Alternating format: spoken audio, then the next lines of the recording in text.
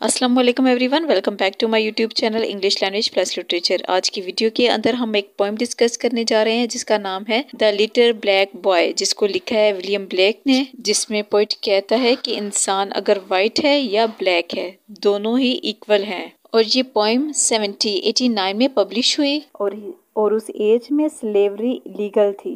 उस एज में ब्लैक लोगों पे बहुत ज़्यादा जुल्म होता था और जो वाइट लोग थे वो उनके खरीदा करते थे, उनसे अपने काम निकलवाते थे, उन पे बहुत ज़्यादा जुल्म किया जाता था। 1833 के अंदर स्लेवरी एबोल्यूशन एक्ट आया था और इस एक्ट के तहत बहुत से स्लेव्स को आज़ाद किया गया। इन स्लेव्स में ज़्यादातर ब्लैक पीपल्स थे और वाइट पीपल इन्हें सिविलाइज करने के लिए इन पे रूल किया करते थे। इस एक्ट से पहले तो स्लेवरी आम समझी जाती थी, एक लीगल एक्ट था। और जब विलियम ने ये पोएम पब्लिश की तो उसे पागल समझा जाता था, लेकिन विलियम ब्लेक के बहुत से रेवोल्यूशनरी आइडियाज थे।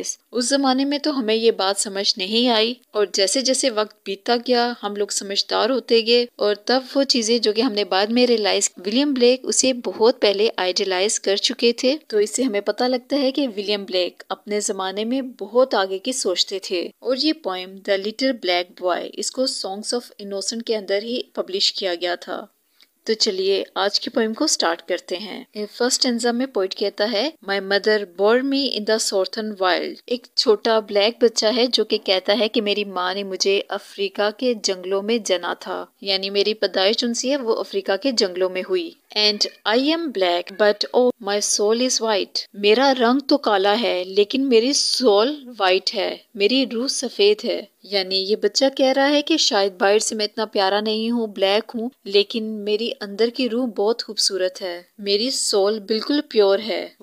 White as an angel is the English child, but I am black as if bereft of light. Poet कहते हैं जो इंग्लिश बच्चे होते हैं यानी यूरोप में जो बच्चे होते हैं, ये गोरे बच्चे फरिश्तों की तरह लगते हैं, बहुत खूबसूरत लगते हैं, वो एंजल की तरह वाइट हैं, लेकिन मैं तो ब्लैक हूँ। बच्चे वो भी हैं, बच्चा मैं भी हूँ और ऐसे लगता है कि जैसे मेरे अंदर कोई डिवाइन लाइट नहीं है, मैं इतना खूबसूरत नहीं लगता हूँ और ऐसा लगता है जैसे गॉड ने मुझे पसंद ही नहीं किया और यूं लगता है कि जैसे मुझे डिवाइन लाइट से दूर रखा गया है, यानी गॉड की बहुत सी ब्लेसिंग से मुझे दूर रखा गया है। और क्योंकि बच्चा मैं भी हूँ और वो भी हैं और हम लोगों में बहुत ज्यादा फर्क है। My mother taught me underneath the tree and sitting down before the heat of the day. मैं और मेरी माँ पेड़ के नीचे बैठा करते थे सुबह के टाइम, यानी सूरज निकलने से पहले। Before the heat of the day का मतलब है कि धूप के चमकने से पहले जब मैं और मेरी माँ दरख्त के नीचे बैठा करते थे और मेरी माँ मुझे बताती थी, सिखाती थी। She took me on her lap and kissed me and pointing to the east began to say. मेरी माँ मुझे अपनी गोद में बिठाती, मुझे किस करती और ईस्ट की तरफ इशारा करके कहती थी। और वो क्या कहती थी? Look on the rising sun, there God does live and gives his light and gives his heat away, and flowers and trees and beasts and man receive comfort in the morning joy in the noonday. यानी उस बच्चे की माँ कहती थी, उस चढ़ते हुए सूरज को देखो, जहाँ से सूरज निकलता है वहाँ पे गॉड रहता है और वो अपनी लाइट और हीट सबको देता है। जिस तरह से सन की लाइट और हीट हर तरफ फैलती है, इस तरह से गॉड, और इसी तरह गॉड अपनी लाइट और हीट सबको देता है, चाहे वो फूल हो, दरख्त हो, जानवर हो या फिर ह्यूमन बींग्स हो, इंसान हो। सभी चीजों को सुबह को कंफर्ट मिलता है, आराम मिलता है और दिन को खुशी मिलती है। And we are put on earth a little space. अब बच्चे की माँ उसे बताती है कि गॉड ने हमें एक बहुत बड़ी जमीन के छोटे से हिस्से पे रखा है, यानी ये जहाँ बहुत बड़ा है और हम इसके छोटे से हिस्से पे रह रहे हैं। That we may learn to bear the beams of love. और गॉड ने हमें इस हिस्से पे क्यों भेजा है? ताकि हम सूरज की किरणों को बर्दाश्त करना सीख सकें। दुनिया में दुख और सुख साथ साथ चलते हैं और जब इंसान दुनिया में आता है सभी चीजों को एक्सपीरियंस करता है और गॉड ने भी हमें इसीलिए पैदा किया है ताकि हम इस गर्मी और सर्दी को बर्दाश्त कर सकें। And this black bodies and this sunburn face is but a cloud and like a shady grove. और ये हमारी काली बॉडी और ये हमारा चला हुआ फेस जो सूरज की रोशनी से, सूरज की तपिश से जल चुका है, वो कुछ और नहीं बल्कि क्लाउड्स हैं, बादल हैं या फिर दरख्त की एक छाल है।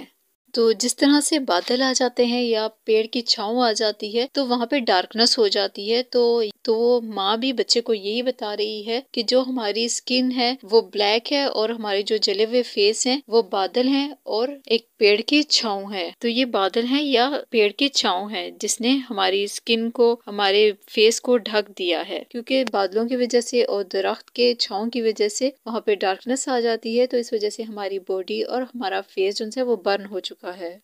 For when our soul have learned the heat to bear, the cloud will vanish, we shall hear his voice. जब, और फिर वो कहती है कि जब हमारे सोल इस दुख को, इस तकलीफ को बर्दाश्त करने के काबिल हो जाएंगे, फिर ये बादल यहाँ से खत्म हो जाएंगे, गायब हो जाएंगे और फिर हम गॉड की आवाज को सुन पाएंगे। यहाँ पे उसके कहने का मतलब ये है कि जब हम सब लोग मर जाएंगे, हम गॉड के सामने एक जैसे हो जाएंगे और ये क्लाउड जो है वो खत्म हो जाएंगे और हम गॉड की आवाज को सुन पाएंगे। Saying, come out from the grove my love and care and round my golden tent like lambs rejoice. और गॉड हमें बहुत प्यार और केयर से बुलाएंगे और हमें कहेंगे कि इस पेड़ की छांव से बाहर आ जाओ, यानी इस ब्लैक बॉडी से बाहर आ जाओ, मतलब कि इस ब्लैक बॉडी से बाहर आ जाओ, मेरे घर पे आ जाओ। और हम भेड़ों की तरह इधर उधर भागेंगे। जो भेड़ का बच्चा होता है वो बहुत ज्यादा मासूम होता है, इधर उधर भागता रहता है।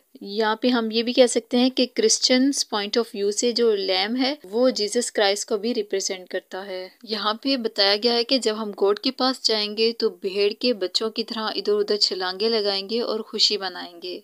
Thus did my mother say and kissed me। फिर बच्चा बताता है कि ऐसे मेरी माँ ने मुझे समझाया, सिखाया और इसके बाद मुझे उसने किस किया। And thus I say to little English boy, और मैं छोटे गोरे बच्चे को यही बोलता हूँ, यानी जिस तरह से मेरी माँ ने मुझे समझाया था मैं छोटे इंग्लिश बच्चे को भी ऐसे ही समझाता हूँ। When I from black and he from white cloud free and round the tent of God like lambs we joy। कि जब मैं अपने ब्लैक क्लाउड से और तुम व्हाइट क्लाउड से फ्री हो जाओगे, आजाद हो जाओगे, यानी जब हम दोनों मर जाएंगे। And round the tent of God like lambs we enjoy, तो हम गॉड के घर में भेड़ों की तरह एंजॉय करेंगे।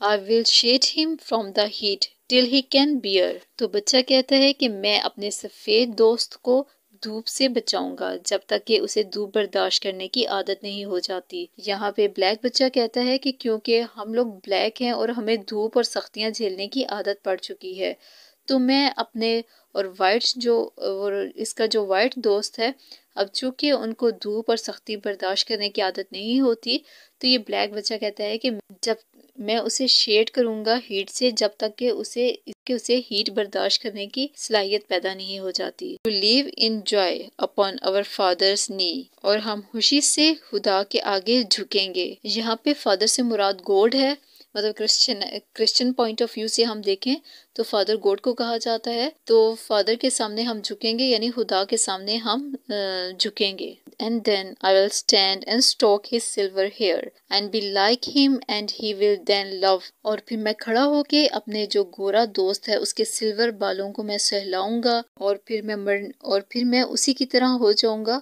और फिर वो गोरा दोस्त भी मुझे प्यार करने लगेगा।